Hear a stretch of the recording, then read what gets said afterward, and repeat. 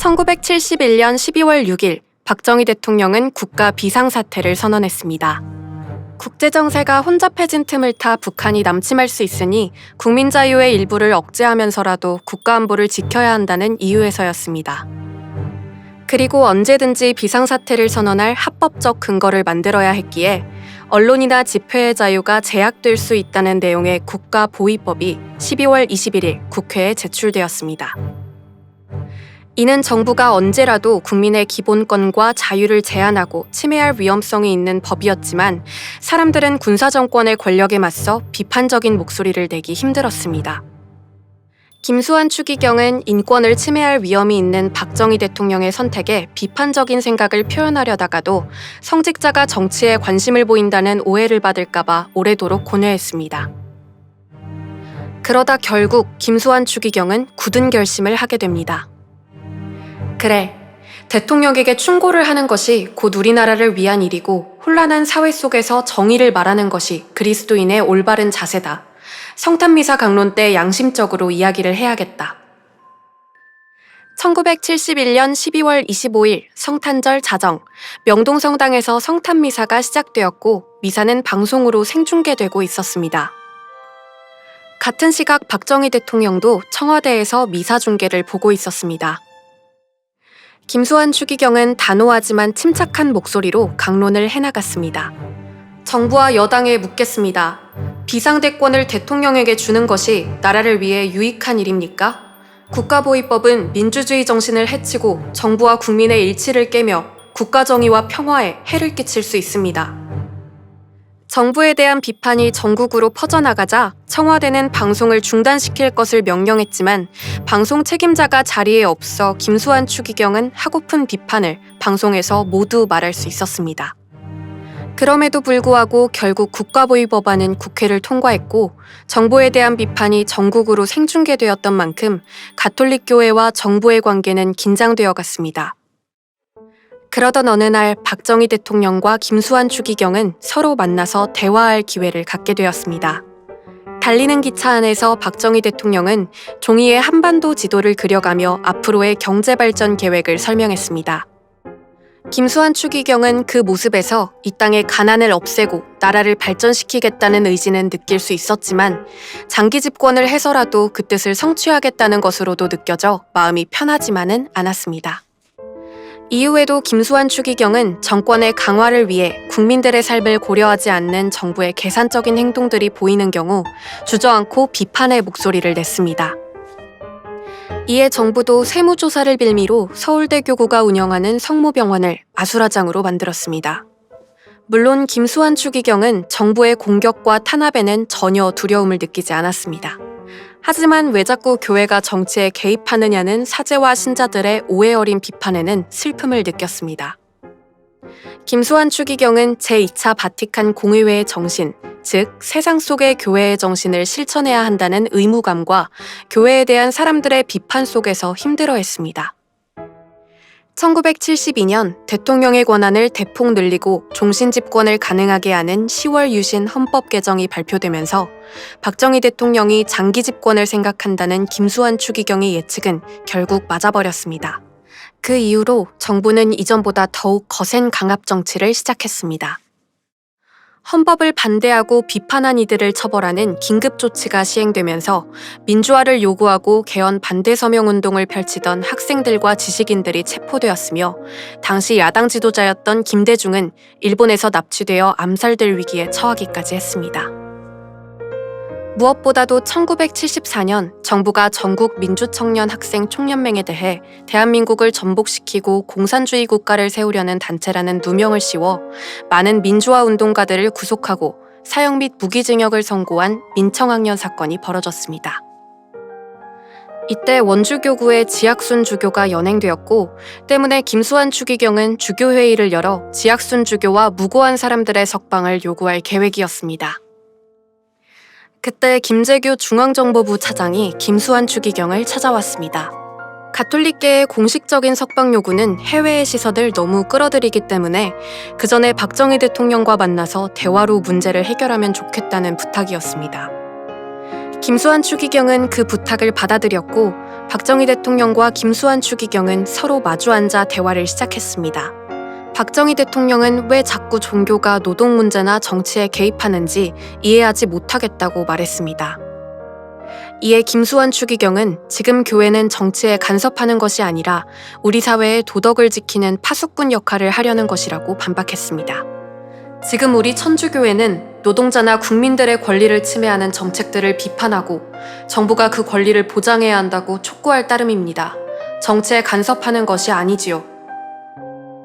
서로가 서로의 입장을 자세하게 이야기하고 난 뒤 김수환 추기경은 존중받는 대화를 했다고 느끼면서 지악순주교의 석방과 다른 구속된 사람들에 대한 사면을 부탁했습니다. 이후 지악순주교와 다른 사람들이 석방되었지만 지악순주교는 석방된 지 얼마 되지 않아 유신헌법과 정부를 직접적으로 비판하는 양심선언을 자발적으로 발표하고 다시 수감되었습니다.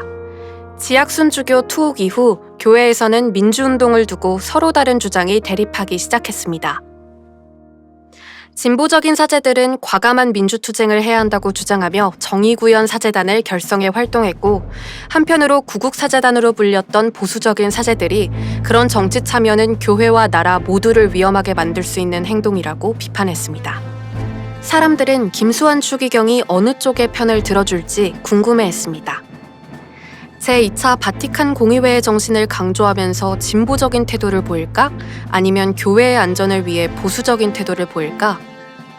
하지만 교회의 안과 밖에서 갈등의 골이 가장 깊은 그때에 김수환 추기경은 사랑의 정신을 이야기했습니다.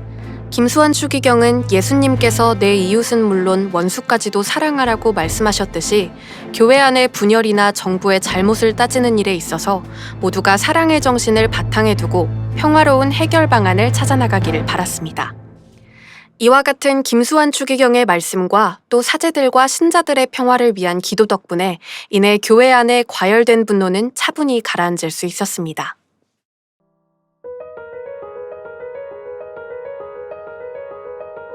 이후에도 유신철 폐와 민주주의 정부를 원하는 시위는 계속되었고 정부의 탄압과 구속도 그치지 않을 것만 같았습니다. 그러던 1979년 10월 26일 김재규 중앙정보부 차장이 박정희 대통령을 총으로 암살하면서 유신 정권은 급작스럽게 무너지게 되었습니다.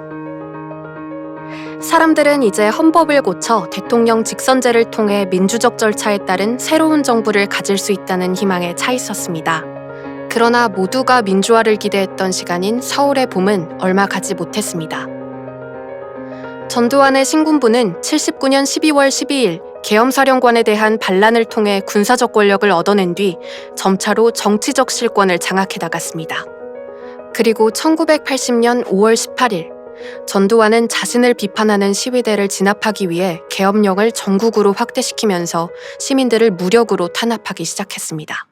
그날은 다른 지역에서는 시위가 열리지 않았고 오로지 광주에서만 시위가 열리고 있던 날이었습니다. 5.18 당시 광주 대교구의 윤공이 대주교를 통해 상황을 전해 듣고 심상치 않은 느낌을 받은 김수환 추기경은 과도한 진압을 막기 위해 전두환 사령관을 찾아갔지만 그는 전화만 받다가 바쁘다며 방을 나섰습니다. 김수환 추기경은 미국 대사와 미군 사령관에게도 연락했지만 연락을 받지 않아 손쓸 길이 없었습니다. 그리고 5월 20일 계엄군은 시민을 향해 총을 발포했고 수많은 시민들이 목숨을 잃었습니다. 광주의 비극적 소식은 광주 밖으로 잘 전해지지 않았고 뒤늦은 23일에야 수습위원회가 세워질 수 있었습니다. 김수환 추기경은 직접적으로 전두환과 계엄군을 비판하고 싶었지만 그 비판이 더 많은 시민들의 무고한 죽음을 불러올 것 같은 걱정에 나설 수 없었습니다. 그때 김수환 추기경은 아무것도 할 수 없는 자신이 너무나도 싫었습니다. 이후 전두환 정권이 세워지고 한국 사회는 또다시 독재 정권의 수렁 속에서 헤어나오지 못했습니다. 그때에도 민주화를 열망하는 많은 학생들과 시민들은 계속해서 크고 작은 시위를 펼쳤지만 정부는 아랑곳하지 않고 그들을 강제로 체포하고 고문했습니다. 그러던 1987년 1월 경찰 조사를 받던 대학생 박종철 군이 경찰의 고문에 의해 사망했다는 기사가 보도되었습니다. 치안본부는 책상을 쾅 치니 억 하고 쓰러졌다는 받아들일 수 없는 거짓말을 해명으로 내놓았고 진상조사도 단 하루 만에 끝낼 뿐이었습니다. 모든 국민들뿐만 아니라 김수환 추기경도 이 사건에는 분노를 감추지 않았습니다. 김수환 추기경은 박종철 군 추모와 고문 근절을 위한 미사에서 분노와 슬픔이 어린 목소리로 이렇게 말했습니다. 지금 하느님께서는 우리에게 묻고 계십니다. 너희 아들, 너희 제자, 너희 젊은이, 네 국민의 한 사람인 박종철은 어디 있느냐? 또한 저는 이 정권에게 묻고 싶습니다. 하늘이 두렵지 않습니까? 이 정권에 양심과 도덕이 있긴 있습니까? 그러나 이러한 김수환 추기경의 강도 높은 비판에도 정치인들은 꿈쩍도 하지 않았고 박종철 군이 당한 억울한 죽음의 진실은 그렇게 묻혀버리는 듯 했습니다. 그러던 1987년 5월의 어느 날 김수환 추기경은 한 통의 편지를 받았습니다. 민주화 운동을 한다는 이유로 경찰에 수배 중이었던 민주운동가 김정남의 편지였습니다. 편지에는 박종철 고문치사 사건의 진상이 조작되었다는 제목의 폭로글이 적혀 있었습니다. 김정남은 천주교회가 사건의 진상을 밝혀내 세상에 알려주었으면 하는 바람으로 추기경에게 편지를 보냈고 김수환 추기경은 정말 어려운 결정을 앞두게 되었습니다. 교회가 이 중대한 사실을 폭로하면 교회와 사회에 큰 혼란이 생기고 다시 무고한 희생자들이 생겨날 수도 있었기 때문입니다. 그러나 결국 김수환 추기경은 정의와 진실을 밝히기를 각오하고 성명서를 발표할 것을 결정했습니다. 그리하여 1987년 5.18 희생자 7주기 추모미사 이후 정의구현 사재단 대표 김수훈 신부가 성명서를 발표하면서 치사 사건에 숨겨졌던 정황은 세상에 드러나게 되었습니다.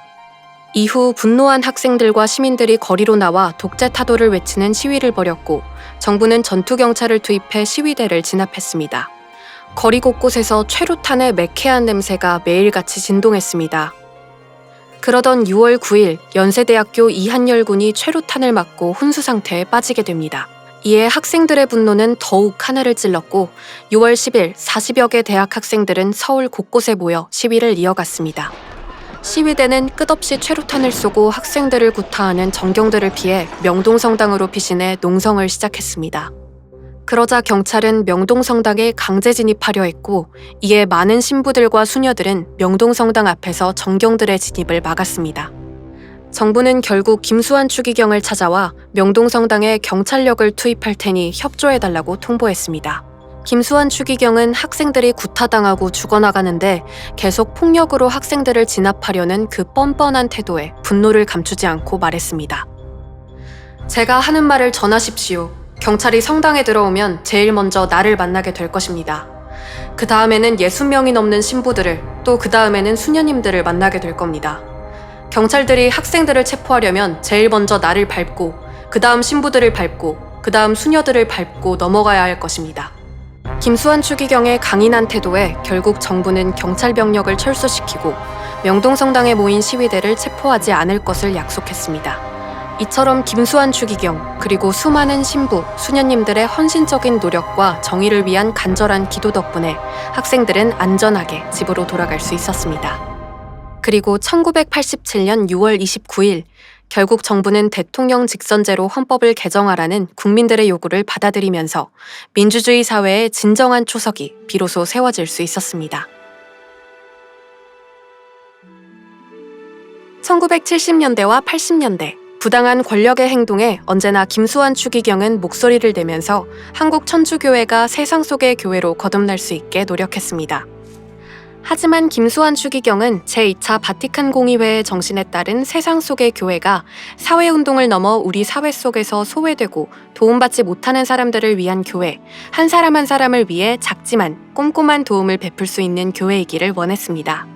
그래서 김수환 추기경은 세상 속에서 약자들에게 봉사하고 사랑을 나누는 아름다운 사람들에게 도움을 주려 많은 노력을 기울였습니다. 1970년대 당시 매년 30만 명이 넘는 사람들은 돈을 벌러 시골에서 올라와 서울 변두리 판자촌에서 살고 있었습니다. 많은 사람들은 몸이 아플 때 병원을 갈 돈도 어려움이 있을 때 도움받을 수 있는 기댈 곳도 갖고 있지 않았습니다. 그때 청계천과 양평동 판자촌에서 정의루 신부와 재정구 선생이, 시흥에서는 유송자 사회사업가와 최소희 약사, 배현정 간호사가 직접 판자촌에 들어가 함께 생활하며 많은 사람들의 어려움을 도왔습니다. 김수환 추기경은 그분들을 위해 지원금을 마련해주면서 언제나 그 사랑과 헌신에 존경을 표했습니다. 김수환 추기경은 직접 찾아가 돕는 일 또한 마다하지 않았습니다. 1986년 12월 24일 성탄전야의 김수환 추기경은 당시 철거 예정이었던 상계동 달동네로 찾아가 직접 미사를 드렸습니다. 추운 겨울 김수환 추기경은 천막도 돗자리도 없이 모여 앉은 사람들을 위해 기도했고 그들의 아픔을 위로했습니다. 또한 기회가 될 때마다 김수환 추기경은 용산역 부근에 위치한 성매매 여성들의 쉼터 막달레나의 집을 찾았습니다. 막달레나의 집에서 김수환 추기경은 한 사람의 너그러운 할아버지가 되어 사회적으로 소외된 여인들의 이야기와 푸념을 들어주고 음식을 나누어 먹고 함께 수다를 떨며 시간을 보냈습니다. 이처럼 세상이 돌보지 못한 사회 속에서 소외된 사람들이 있을 때 헌신적인 신부님, 수사수녀님, 그리고 많은 신자들은 그런 소외된 사람들을 도왔고 또 김수환 추기경도 언제나 그 모든 사람들을 위해 기도하고 도움이 되고자 노력하면서 한국 천주교회는 점차 어엿한 세상 속의 교회로 거듭날 수 있었습니다. 1998년 김수환 추기경이 서울대 교구장에 착좌한 지 30년이 되었습니다. 1968년 착좌 당시 서울대 교구는 48개의 본당과 14만 명의 신자를 갖고 있었습니다. 그러나 무려 30년 만에 서울대 교구의 본당은 203개로 신자는 125만 명의 대교구로 성장했고 복지시설도 200여 개로 늘어났습니다. 김수환 추기경은 이제 자신이 그만 물러날 때가 되었다고 생각했고 몇 번씩이나 교황님께 은퇴 허락을 바라는 편지를 보냈습니다. 그렇게 1998년 6월 22일 명동성당에서 열린 김수환 추기경 송별미사에는 6천여 명의 신자들과 수도자들이 모였고 수많은 사람들의 축복과 감사, 사랑 속에서 김수환 추기경은 서울대 교구장직에서 퇴임했습니다.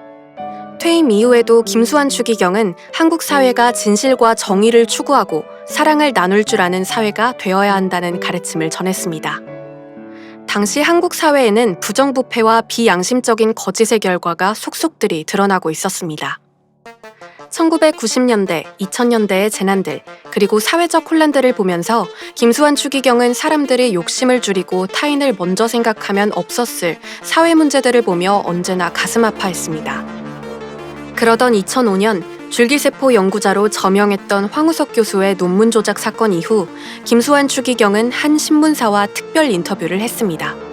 사람들은 천주교가 생명 존엄성 침해를 이유로 줄기세포 연구에 반대하니 김수환 추기경 또한 비판할 것이라고 생각했습니다.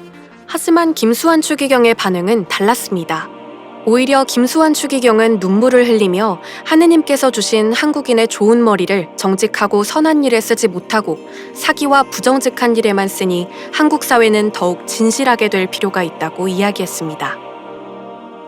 이처럼 김수환 추기경은 한국 사회가 도덕과 정의를 회복하기를 간절히 바라며 많은 기도를 드렸습니다. 한국 사회가 건강한 사회로 발전해 나가길 바라며 힘쓴 시간도 모두 지나 김수환 추기경의 나이도 80을 넘기게 되었습니다. 나이가 들며 그의 건강은 점점 약해져 갔고 잦은 입원과 퇴원을 반복했습니다. 2007년 5월 김수환 추기경이 졸업한 동성고등학교 개교 100주년을 맞이해 장학기금을 마련하는 기념미술 전시회가 준비되고 있었습니다. 사람들의 부탁에 김수환 추기경도 몇 장의 그림을 그렸습니다. 김수환 추기경은 보고픈 사랑하는 어머니, 그리고 김동한 형님 신부님과 함께 지냈던 어릴 적의 옛집도 그렸고 신부가 되기 전에나 후에나 바삐 타고 다니며 서울과 대구, 부산을 오갔던 기차도 그렸습니다. 그리고 한 그림에는 당신의 얼굴을 그리고는 그 아래에 바보야 라고 썼습니다. 사람들이 왜 바보라고 썼는지 묻자 김수환 추기경은 이렇게 답했습니다.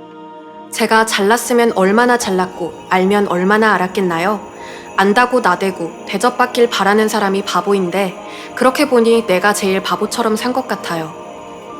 많은 사람들은 추기경의 그 겸손한 태도에 존경을 표했습니다.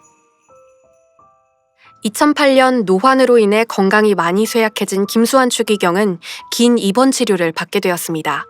하지만 김수환 추기경은 위중한 병세에도 사는 것도 죽는 것도 모두 하느님의 뜻에 따르고자 하니 기계적인 치료는 받지 않겠다고 사양했습니다. 12월 24일 강남 성모병원 1층 로비에서 봉헌된 성탄 대축일 밤미사에 참례한 김수환 추기경은 쾌유를 비는 많은 의사들, 간호사들, 그리고 신자들에게 말했습니다. 고맙습니다. 서로 사랑하세요. 그리고 2009년 2월 16일 김수환 추기경은 87세의 나이로 선종하셨습니다. 마지막으로 남긴 말씀은 나는 너무 사랑을 많이 받았습니다. 정말로 고맙습니다. 여러분들도 사랑하세요. 그 말씀 속에는 언제나 한국 사회와 모든 사람들의 삶에 사랑과 행복이 가득하길 바랐던 김수환 추기경의 모든 진심이 담겨 있었습니다. 사제가 되기까지도, 사제가 된 후에도 언제나 순탄치 않은 험한 길을 걸어온 김수환 추기경. 그 삶 속에서 그는 언제나 사람을 향한 사랑의 마음과 봉사의 정신을 갖고 살아왔습니다. 세상이 어지러운 때에 중심을 잡아주고자 했고, 약자들에게 슬픔과 고통이 넘쳐날 때에 그들과 함께 울며 어떻게든 도움을 주고자 했던 김수환 추기경. 그는 너희와 모든 일을 위하여라는 당신의 사목표에 맞게 한국 천주교회를 세상 속의 교회가 될 수 있도록 이끌었습니다. 추기경님이 선종하신 지 벌써 12년이 지난 지금 여전히 우리 사회는 많은 갈등을 겪고 있고 또 소외된 약자에게 여전히 무관심한 모습을 보여주고 있습니다. 그렇기에 김수환 추기경님의 사랑의 정신은 여전히 우리에게 큰 의미가 되고 큰 깨달음이 되는 것 같습니다. 사람들이 서로를 사랑하고 평화롭게 살아가는 사회를 소망한 김수환 추기경. 오늘날의 우리도 서로 사랑하세요 라는 그 따뜻한 조언을 다시금 되새겨야 할 것입니다.